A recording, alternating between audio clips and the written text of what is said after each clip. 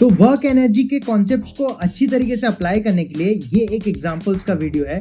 इसमें अपन बेहतरीन 3 बढ़िया सवाल लेने वाले हैं और उन सवालों से आपको ये अंडरस्टैंडिंग बनेगी कि किस तरीके से क्वेश्चंस को सॉल्व करना चाहिए, हैंडल करना चाहिए और कहाँ पे कौन सी शॉर्ट ट्रिक अप्लाई करनी चाहिए।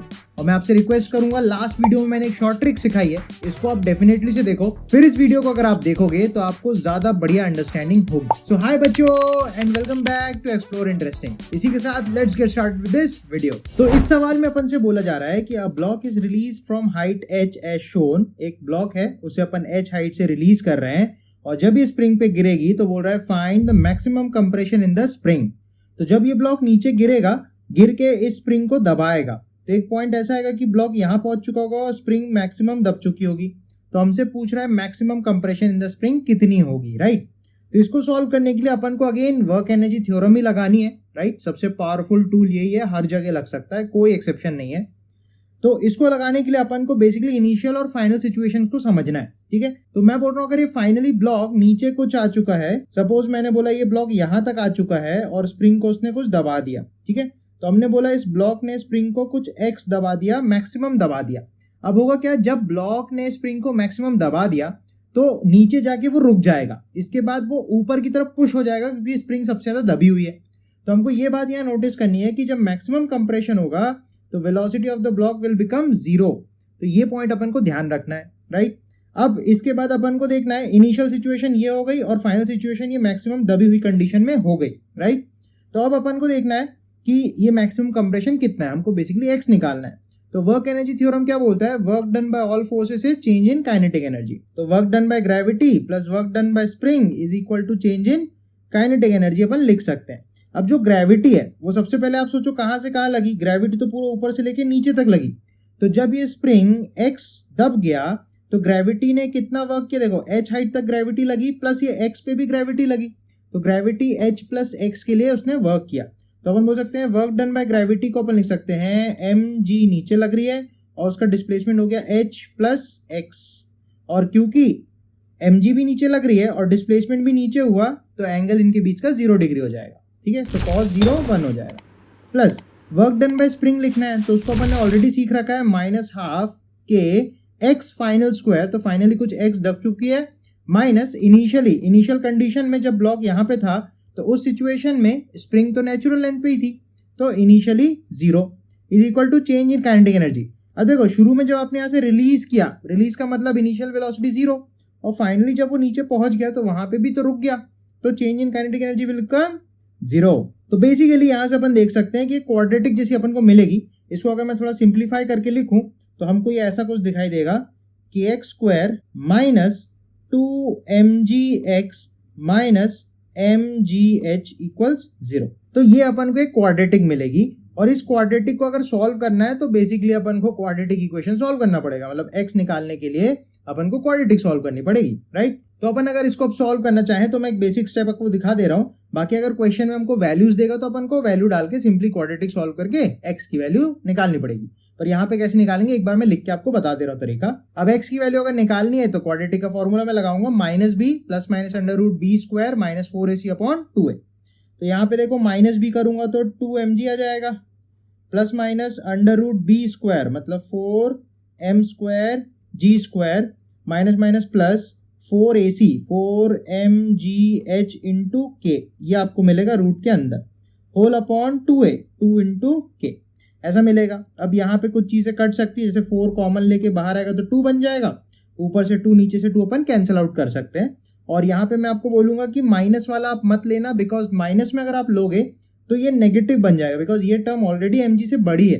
तो mg minus a bigger term will be negative, तो यहाँ पे आपको पॉजिटिव ही लेना है। तो अपना x का जो आंसर आएगा वो आएगा mg plus under root m square g square plus mgh into k पूरे का डिवाइडेड बाय k मीटर्स। तो इस पर्टिकुलर सवाल का ये आंसर हो जाएगा। तो आई होप आपको कॉन्सेप्ट समझ में आया, आइडिया समझ में आया कि कैसे करके सॉल्व करना है। मैं बिल्कुल नहीं बोलूंगा कि इसको याद रखो, आप बस प्रोसेस को याद रखो, प्रोसेस इंपॉर्टेंट है, राइट। तो ये अपना फर्स्ट एग्जाम्पल कंक्लूड होता है। निकलते अपन सेकंड एग्जाम्पल की ओर। तो सेकंड वाला एग्जाम्पल और ज्यादा इंटरेस्टिंग है, इसको देखोगे तो और नई चीज आपको सीखने को मिलेगी। तो सवाल में ये बोल रहा है अ block is release from rest, find its range with respect two point of projection, और एक डायग्राम दे रखा है। तो क्वेश्चन में ये बोल रहा है कि एक m मास का ब्लॉक है, इसको अपन छोड़ रहे हैं, तो यहाँ से स्लिप होके यहाँ पे आती है और यहाँ से उड़ के जाती है, तो जाके कितनी दूर जाके ये गिरेगी, अपन को बेसिकली रेंज निकालनी है, राइट। तो यहाँ से जब ये छूट के जाएगी तो कितनी दूर जाके गिरेगी, ये उसकी रेंज अपन को बतानी है, ठीक है। ऐसा क्वेश्चन हमने ऑलरेडी कर चुके हैं। तो मैंने एक रफ स्केच बना लिया कि इस ब्लॉक को यहाँ से शूट करेंगे तो यहाँ जाके कहीं गिरेगा, अपन को रेंज निकालनी है। दो चीजें हमको पता है कि यार ये हाइट जो है वो 20 मीटर्स की है और ब्लॉक को इनिशियली 40 मीटर से रिलीज किया गया है। तो इसको सॉल्व करने का सबसे पहला स्टेप ये होगा कि भाई किस स्पीड से यहाँ से प्रोजेक्ट होगा। तो इसके लिए अपन ने जो ट्रिक सीखी थी अपने लास्ट वीडियो में उसको अप्लाई कर रहा हूं मैं। तो यहाँ पे मैं बोलूंगा कि अगर मान लो इसकी स्पीड v है और हमको अगर पता है कि कोई भी बॉडी h हाइट से ड्रॉप की जाती है तो उसकी स्पीड h हाइट से गिरने के बाद √2gh होती है, राइट। तो अगर मैं बोलूं कि ये पूरी डिस्टेंस 40 थी, ये 20 थी, तो वर्टिकल में इसका डिस्प्लेसमेंट हो गया 20 मीटर, राइट। तो अगर ये 20 मीटर नीचे आई होगी तो इसकी जो वेलोसिटी होगी ये वाली, तो ये वेलोसिटी हो जाएगी √2 g h, तो ये बन जाएगी 20 मीटर पर सेकेंड। रूट के बाहर सीधा सीधा आ जाएगा बिकॉज ये 400 बन जाएगा, 400 का रूट 20, राइट। अब अगर 20 की स्पीड से आपने इसको मारा है, दूसरी बात इसकी जो वर्टिकल हाइट है ये 20 मीटर है। तो अपन ने अपने प्रोजेक्टाइल के वीडियो में ये सीखा था कि वर्टिकल से अगर आपने किसी बॉडी को प्रोजेक्ट किया तो उसका टाइम ऑफ फ्लाइट कैसे निकाला जाता है। टाइम ऑफ फ्लाइट निकालने के लिए वाई डायरेक्शन में सेकंड इक्वेशन लगानी पड़ती है, राइट। तो अगर मैं वाई डायरेक्शन में सेकंड इक्वेशन ऑफ मोशन लगाऊंगा तो मुझे सबसे पहले इसके कंपोनेंट्स करने पड़ेंगे। तो मैं बोलता हूँ इसके कंपोनेंट्स अगर मैं निकालूं तो इसका x कंपोनेंट हो जाएगा 20 cos 37, cos 37 हो जाएगा 4/5, तो ये हो जाएगा 16 मीटर पर सेकेंड। ऐसी इसकी वर्टिकल में अगर मैं वेलोसिटी निकालूंगा तो वर्टिकल में हो जाएगी 20 × sin 37, 3/5, तो ये निकल के आएगी 12 मीटर पर सेकेंड। सही बात। तो वर्टिकल वाली वेलोसिटी 12 आ गई। अब मुझे वर्टिकल में सेकंड इक्वेशन ऑफ मोशन लगानी है। तो वर्टिकल में अगर मैं सेकंड इक्वेशन ऑफ मोशन लगाऊंगा तो s उसका डिस्प्लेसमेंट y में 20 हुआ, क्योंकि अल्टीमेटली जब वो यहाँ से यहाँ जा रहा है तो उसका डिस्प्लेसमेंट में y कंपोनेंट इज 20 ओनली नीचे, तो s मतलब -20 बराबर ut माने प्लस में 12 × t plus half acceleration due to gravity नीचे लग रही है तो -10 × t²। तो यहां से अगर आप टाइम को कैलकुलेट करोगे तो वो 3.5 सेकंड्स निकल के आती है। तो अगर वंस अपने पास टाइम ऑफ फ्लाइट आ गई तो अपन इजीली रेंज निकाल सकते हैं, क्योंकि रेंज का फॉर्मूला यूनिवर्सल है। एक्स डायरेक्शन में अगर एक्सेलरेशन 0 है तो आप ले सकते हो horizontal speed into time of flight, अगर कर दोगे तो रेंज आ जाएगी सीधी सीधी।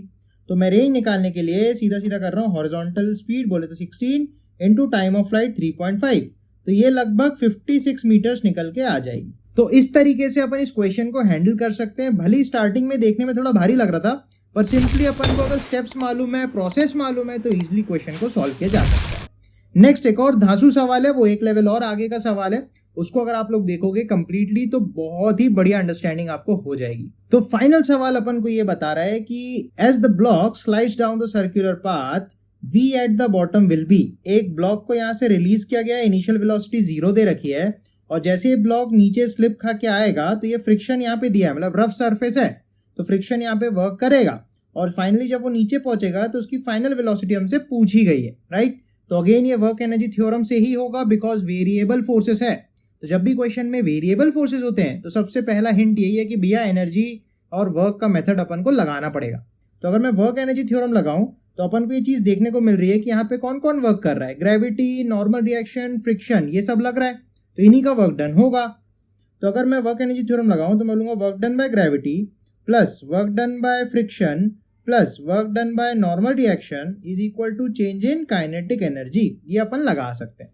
अब अपन अगर work done by gravity check करें तो mg लग रही है भैया पूरे रास्ते नीचे, तो mg अगर नीचे लगेगी तो उसका वर्क डन कैसे निकालेंगे, force into displacement along the direction of force, क्योंकि फोर्स कांस्टेंट है। तो अपन लिख देंगे mg लग रही है नीचे और y में उसका डिस्प्लेसमेंट क्या हुआ है, r के बराबर, रेडियस के बराबर, तो अपन बोलेंगे mg इंटू r। और क्योंकि y में उसका डिस्प्लेसमेंट r के ही बराबर हुआ है नीचे और mg भी लग रही है नीचे, तो इनके बीच का एंगल 0 डिग्री हो जाएगा।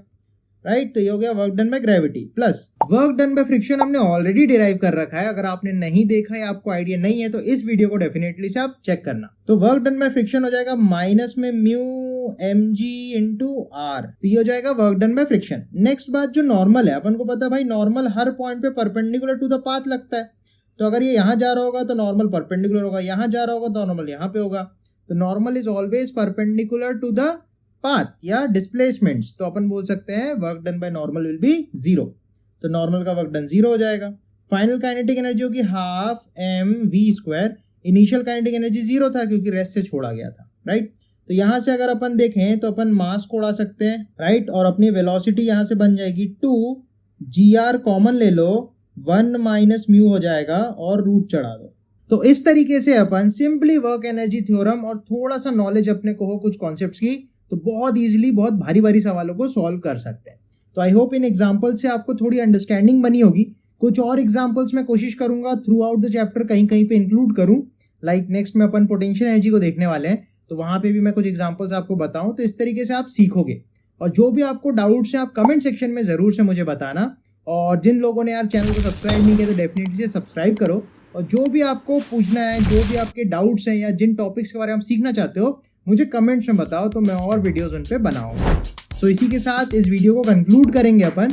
और मैं बोलूँगा आपसे सारे वीडियोस को सीक्वेंस में देखो तो चीज़ें आपको बेटर तरीके से समझ में आएंगी, ठीक है। तो इसी के साथ अपन कंक्लूड करते हैं वीडियो को। सब लोग बढ़िया से पढ़ाई करते रहो और मेरे कुछ शॉर्ट्स भी बहुत शानदार है, इनको भी आप देखते रहो। तब तक के लिए take care and good bye.